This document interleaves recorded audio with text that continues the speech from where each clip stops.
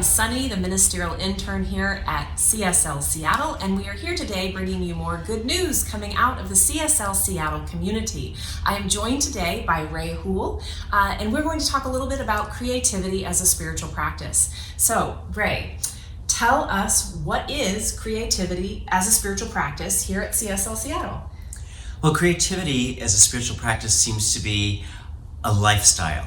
A style in which we actually create our own lives through our minds, through our choices, through being able to respond to something as opposed to reacting to it, to being able to know exactly how we want to feel. Yeah. And in setting that up, we are able to set up the way the day will unfold. Oftentimes in the morning, someone will say to themselves, I'm going to have a great day, they'll have a great day. And other times they'll say, whatever. But I find that setting it up for myself, and here in the creativity aspect of it, we have a class called Creativity as a Spiritual Practice, and you get to explore your opportunities and your abilities to do things.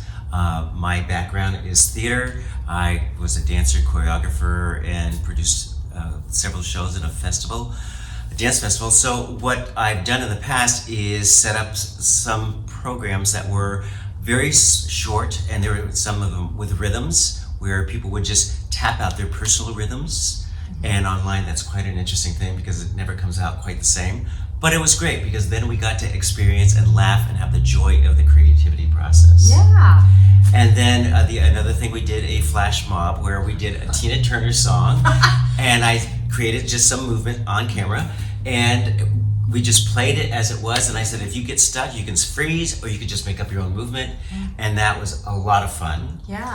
And then I did a puppet show for Halloween one time, and it was a shadow puppet, and it was based on dreams and nightmares, and how we can get out of our nightmares and live a life that we want to live. So it's becoming a positive aspect. So there are a lot of different types of creativity that you can experience when you take creativity as a spiritual practice here at CSL. Absolutely. And you create your own life by the choices you make and how you decorate your house, what you're going to dress for the day. We're always making creative choices. Yeah. So when people say, I'm not creative, just look around at your life and see how creative you are. And then I have to ask, now, not everybody may have made this connection, but how is creativity a spiritual practice based on what you have learned here at CSL Seattle around science of mind and some of the principles and philosophies here? Oh, absolutely.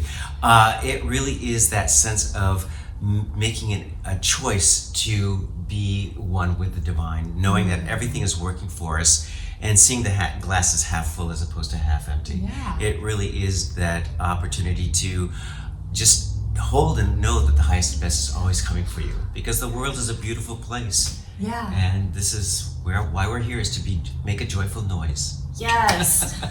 Love that. Well, this has been another good news moment coming out of CSL Seattle, and we would like to hear your good news. So if there's anything you would like to share, please email us. You can do that at goodnews@spiritualliving.org. That's goodnews@spiritualliving.org. And folks can look on the events calendar to find the next Creativity as a Spiritual Practice event. It's the third Thursday of every month in the evening at 7 o'clock, I believe. Wonderful. Thank you so much, Ray, for being our guest today. You're welcome. Thank you. And thank you. Please come to the creativity class. Yes. Thank you.